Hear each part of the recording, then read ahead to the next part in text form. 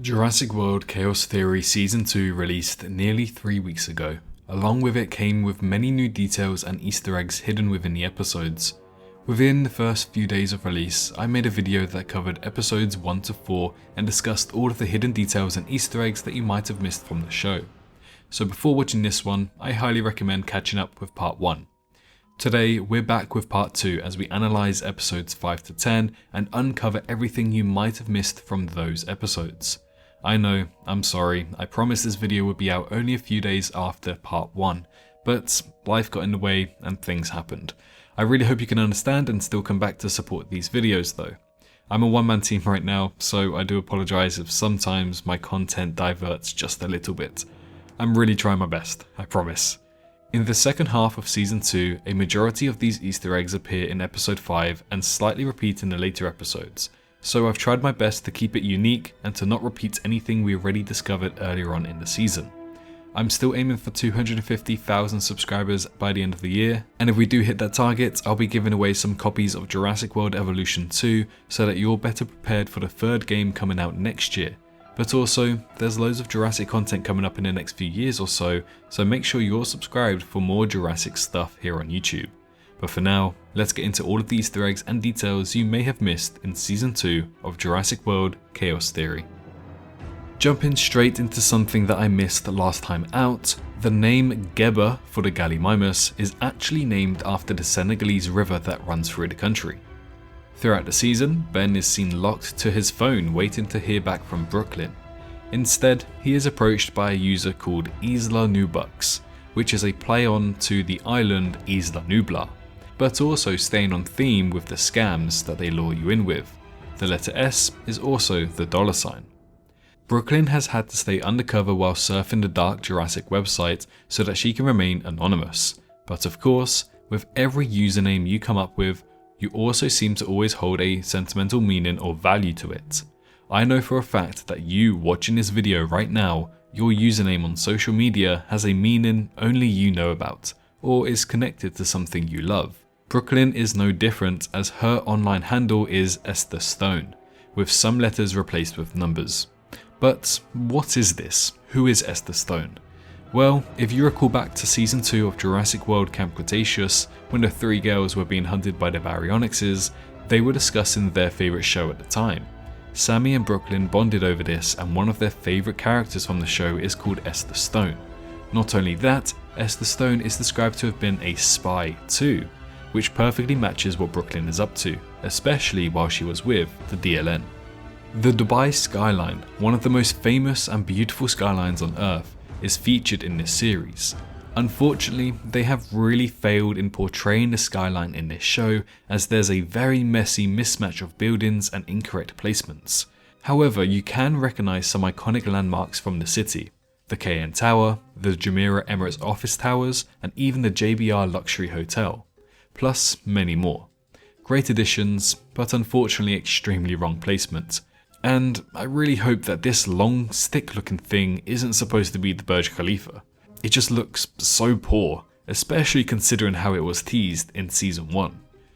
Once Brooklyn gains access to Santos' apartment, she snoops around and finds an artifact that makes her say, "We get it, you have money."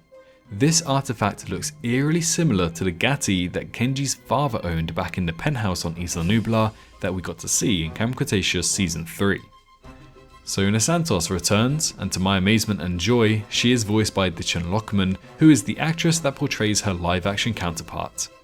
Considering that Santos travels the globe and currently resides within the United Arab Emirates, she speaks great Arabic as she says, "Shupcha melehena," which translates approximately to, "What are you doing here?"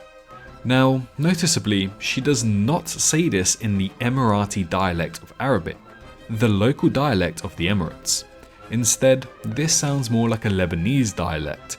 Could this be from her background? Perhaps she first learned Arabic during her time she spent in Lebanon. Either way, we then swap to Brooklyn, who keeps confusing the Arabic words for me and you. Inti Andik? No, wait. Ana Indi... Sorry, still learning Arabic. Proving that she is very new to the country. I think this is the moment from when Sona began to get suspicious of her. While Sayuna and Brooklyn begin to get to know each other, Santos brings up the fact that she spent some time in London, with Brooklyn then latching at this as a mutual connection with her. We already knew Brooklyn spent some time in London thanks to her background with her online social media channels described back in Camp Cretaceous. A very nice and neat reminder. The conversation casually flows on where we learn some of Sayuna Santos' backstory to her life. She starts discussing where her family comes from as she confirms that her mother was part of the dig that uncovered a certain famous skeleton in Mongolia.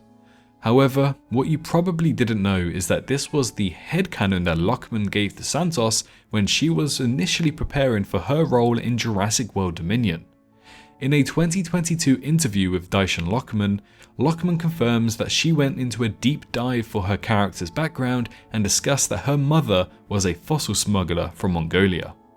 Oh yeah, I went into a deep dive and I was like, I think her mother was like a fossil smuggler from Mongolia because there's like a wealth of fossils there. And actually the fighting dinosaurs, the two velociraptors, I think was discovered in Mongolia or Siberia, but in that region. And then I was like, her dad is like, came to great wealth during the aluminum wars in Siberia. And I was like making like basically another movie in my head about where she came from. So that was super fun. And of course it had no relevance really to the film, but I mentioned to Colin like sort of this world that she came from. And he was like, oh, well, maybe we could give her a Siberian name or a Mongolian name. And so I came up with like a list and I said, he actually really responded to some of them, but the one he loved, we couldn't clear. So it ended up being Sayuna. It was just so much fun. I mean, he's just so collaborative and so willing to hear like your ideas and like how you feel about your character, and gives you a lot of ownership over that. I came up with this idea for the remote, not instead of, because they did have a remote control for her, like a TV remote type thing. I designed the bracelet. I designed like sort of the basics of it. And I said, what if I did all these drawings before I met him in my hotel room and I gave them to him? I was like, what if it's a bracelet and it like slides out, because she doesn't have a purse and she has to do all this action stuff, and she also has a phone, and I don't want things just like kind of appearing. Like, what do you think? And he was like, let me think about it. And he talked to Joanna, the costume designer, and the props master, and they basically used my rudimentary drawings as the foundation for the bracelet. So that was really cool. Within the dialogue from Sayuna Santos, she refers back to the most infamous dinosaur discovery of our generation, the Velociraptor versus Protoceratops skeletons that have been, as I quote, locked together in eternal battle. This discovery shocked scientists when it was first found, and I believe is still the only skeletons to date that have been discovered to have been fighting each other during the end of the Mesozoic era. What an incredible piece of discovery, and a great way to make a canon in the Jurassic universe. When Red the Atrociraptor is first introduced to the series, he does the most typical thing for a raptor to do in this franchise: taps his claw on the floor like the Jurassic Park Velociraptors. This guy was missing from the other Atrociraptors in season 1 of the show, and is the same one that appears in Jurassic World Dominion. Noticeably, Red's gender seems to have been retconned. All Atrociraptors were made specifically to be male. However, Sayuna Santos refers to Red as a she, maybe some kind of error from the creators of the show, which is slightly disappointing as it lowers their identity status. They were made specifically to be opposites to contrast the Raptor Squad, which were all female. This is the very first time we get to see the laser technology being used on the Atrociraptors.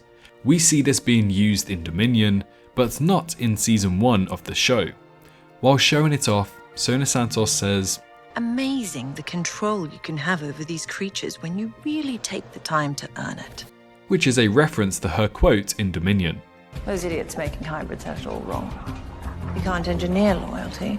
You have to nurture it. She then continues to say that the laser is much more precise than a whistle, proving that she is well aware of the other Atrociraptors and their technology being used. She must be referring back to Brooklyn coming out alive from the initial Atrociraptor attack. Brooklyn then gets attacked by Red, and as she gets pounced on, she puts her arm out to potentially try to stop Red, mimicking the exact same thing that happened while she got attacked by Ghost in her flashback scene that we saw earlier in the season. A very nice attention to detail.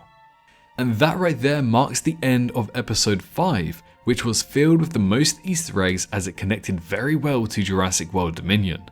So now let's go on to the next episodes. Episode 6 only had the one Easter egg in reference. This would be with the introduction of the hippopotamus. A really nice scene to show that modern day animals can be as threatening as dinosaurs too. However, what some people may have missed is that this hippo chase resembles very similarly to the river raft scene from the Jurassic Park novel, where the Tyrannosaurus Rex chases down Grant, Lex and Tim in the water. A scene that fans have been wanting to see in the movie universe for such a long time now.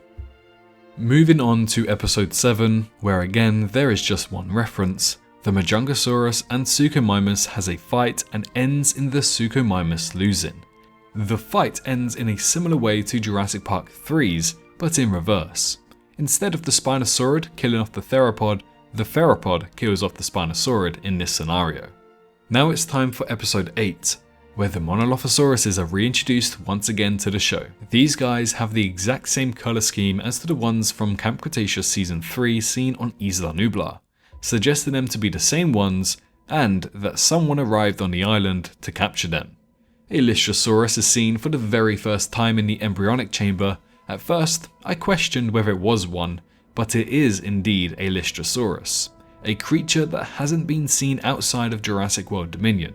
Hopefully this is a tease to appearing in Season 3 of the show. Often we hear Red the Atrociraptor making sounds that resemble the Velociraptors of the franchise. Some consider this to be a mistake, but what they fail to realise is that in some external canonical media, it's confirmed that the Atrociraptors are amalgamations that contain the Isla Sorna JP3 Velociraptor DNA, so these sounds are a really nice nod to that. In episode 9, when Red is orchestrated to kill Captain Lang, he enters the room by opening the door in the exact same way the Velociraptors did back in Jurassic Park. And now, in the final episode of the season, in one of the best scenes of the entire franchise, we see Red and the Leucistic Baryonyx communicating. The camera angle and the scene resembles a lot to when Blue and the Indominus Rex communicate in Jurassic World. On both occasions, they make the dinosaur that's linked with the human turn on their alpha. At one point in this episode, this one is very hidden, but the Baryonyx cracks the glass and roars. This shot right here looks so similar to some marketing images of the Mosasaurus roaring at some breaking glass for Jurassic World The Ride at Universal Resort. And right at the very end, Biosyn is confirmed to be the largest genetics company on the planet, reconfirming what is already established in Jurassic World Dominion. And there we have 25 hidden details, Easter eggs and references found in episodes 5 to 10 of Jurassic World Chaos Theory Season 2. I believe I uncovered everything that was shown in the series, but if you think I may have missed one, then please feel free to head on down to the comments and let me know what I might have missed. If you want more content from the Jurassic franchise, then make sure you're subscribed to the channel because we'll be covering a lot to come in the next few months and years for Jurassic. So stick around for more by subscribing and helping us hit 250,000 subscribers by the end of the year. Be sure to like the video if you enjoyed, but most importantly, make sure you're all staying safe out there, and I'll see you all in the next one. Bye bye. Hello, hi, you, did you enjoy the video? Just a little reminder to press that like button and also subscribe. I just want to thank my Patreons for this month on screen right here, as giving me that little extra support really does go a long way. But anyways, I hope you guys have an amazing rest of your day.